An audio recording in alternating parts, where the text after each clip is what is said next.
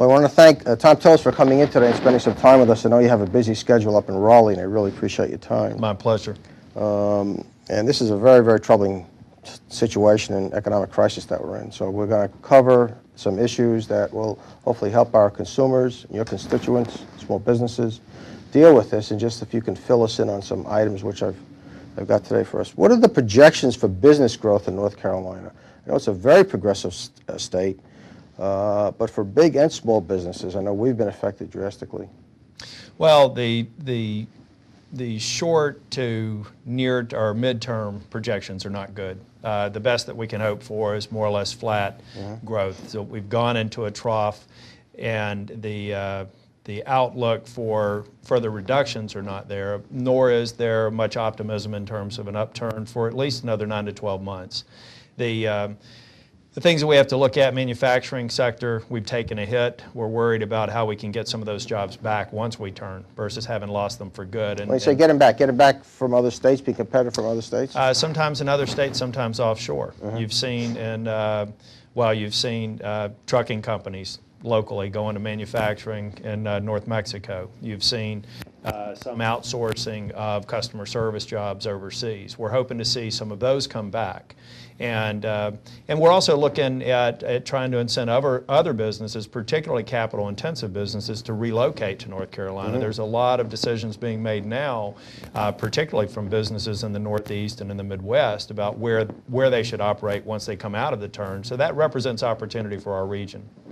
Why will we turn first? I mean, you made a comment to me in a prior conversation that you felt that North Carolina is going to make that turn first on positive growth. Well, the good news about North Carolina is it has not been an economy, either in terms of real estate and business, with significant peaks and valleys. Take real estate, for example, where you see the bust, say in Florida, Nevada, Arizona, California. You really have not seen that sort of depreciation here, and that's because, as a rule, we've kept a good, healthy 4.5% annual appreciation rate. So we didn't have that much of a withdrawal once our market went down in real estate. That flows through to a lot of businesses, durable products, et cetera. I think you also see the same thing. We have a fairly diverse base. The biggest hit that we've taken really has come from the Wells Fargo acquisition of Wachovia. As a sector, took a little bit bigger hit, but for the most part, we're more or less, we were one of the last in, and most economists believe we'll be one of the first out. Is that right?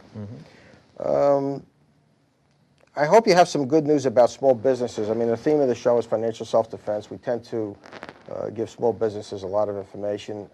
I hope you have some positive news about the small business front as far as that improving. What do you feel about that? Well, for our region in particular, I feel good. I don't know that I share the same optimism across the state, but if you take a look at North Mecklenburg and the Lake Norman region, there's a lot of promising things going on. There's a lot of pent-up opportunities for business growth that I think as you see capital moving more freely, you'll see those come online. Augusta Lee is an enormous project that represents thousands of jobs that will have that network effect on small businesses that are serving those 1,000 construction workers and service employees that are actually bringing that project online. Further south at Brighton, you'll see that development move on, and of course Langtree.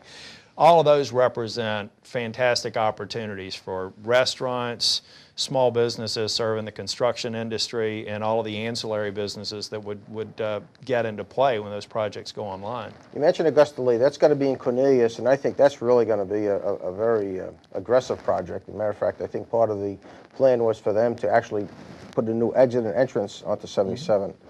Could you tell us a little bit more about that project? Yeah, as a matter of fact, I met with the Secretary of Commerce, Keith Crisco, about 3 weeks ago for lunch, and I said, Keith, I know you're a busy man, and anybody else who's requested your time for a project in the state that's going to represent about $500 million in investment, 1,000 jobs fairly near term, and 4,000 jobs ongoing, I want to make sure you have those meetings first. I don't want to break line. Sure. And his comment was, you're in the front of the line. It's a very exciting project.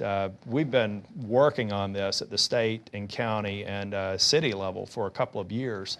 It does, as it's packaged, have that opportunity to accelerate I-77. In fact, we just got I-77 on the Transportation Improvement Plan for the first time ever, the increase of lanes. That's now on the plan, which lays the groundwork for us to put together the financial package to make Augusta Lee work.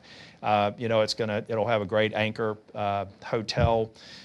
It will have a lot of mixed-use commercial and retail businesses. It will produce the interchange at Westmoreland, right, which would be exit 27, and as important as the corridor improvements on I-77 are the grid improvements in and around that area. There will be a flyover bridge that will connect from Bailey Road over to just near Burkdale right? at North Cross. So that's another connection across the interstate, which is, you know, badly needed.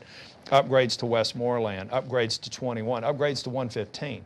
So taken as a package, there's an estimated $60 million or more in infrastructure improvements. That's a lot of money in terms of asphalt and moving people around in North Meck. I don't think a lot of people realize how important or what kind of a role the state has in what we call a local project like Augusta Lee. And there is a lot of input on the state level, I guess.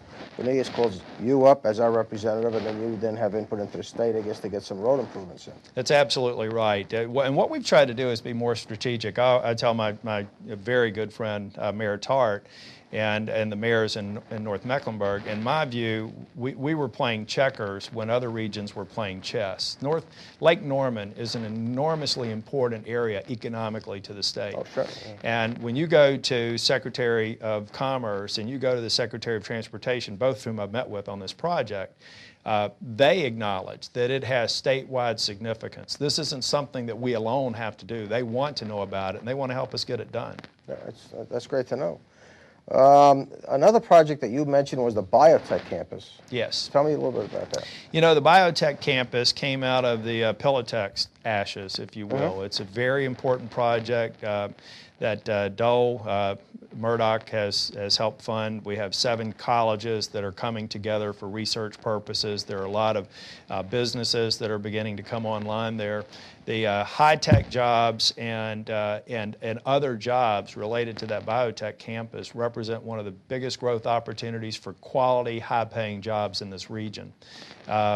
And it has a lot of significant consequences for our neck of the woods. A lot of the people that will work at the biotech campus will live in North Mecklenburg. Absolutely. And businesses will naturally gravitate to this area because of the great quality of life. It's a great sell when you're trying to attract well-educated, well-skilled talent.